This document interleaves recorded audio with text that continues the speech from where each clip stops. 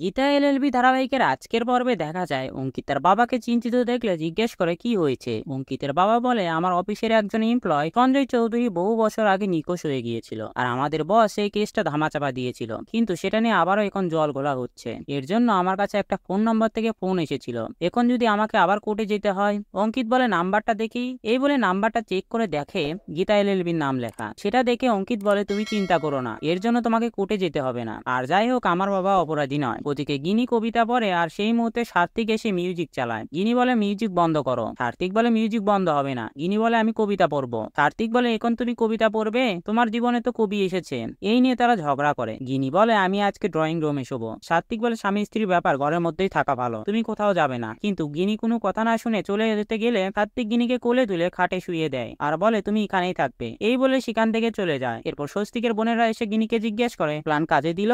তারপর যা যা হয়েছে গিনি তাদেরকে সবটা বলে। তারপর তারা সেখান থেকে চলে যায়। আর তখনই সার্থিক গিনিকে বলে, ওরা এখানে কি করতে এসেছিল? গিনি বলে, ওরা এখানে কবিতার ব্যাপারে জানতে এসেছে। পরের দিন সকালবেলা গীতা ঝর্ণাকে বলে, আপনি কার কথায় প্রেস কনফারেন্স করছেন? ঝর্ণা বলে, আমি সেটা আপনাকে বলতে বাধ্য নই। গীতা বলে, আপনার লয়ার আমি। ঝর্ণা বলে, আপনি বিচার পাইয়ে দিতে পারবেন না, কারণ অগ্নিজিৎ মুখার্জি আপনার শ্বশুর মশাই। গীতা বলে, উনি আমার শ্বশুর মশাই বাসায় বাড়িতে, আপনি প্রেস কনফারেন্সটা করবেন না। কিন্তু ঝর্ণা গীতার কোনো কথা শুনতে চায় না। গীতা বলে, আপনাকে প্রযোজিত করছে ভজন ভিত্তিক, তাই না? উনি একটা খারাপ লোক, আপনার হয়ে উনি লড়বেন না। ঝর্ণা বলে, sorry to late, press conference organize করা হয়ে গেছে কালই। গীতা বলে, প্রেস কনফারেন্সে হাজির হবো আমি, আর সেই আর্গুমেন্টে আমি ভজন মিত্তিরের কাঁচা টেনে খুলে দেবো। তো বন্ধুরা, ভিডিওটি কেমন লাগলো কমেন্ট করে জানাও। আর এমন গসিপসে আপডেট পেতে আমাদের চ্যানেলটি সাবস্ক্রাইব করুন।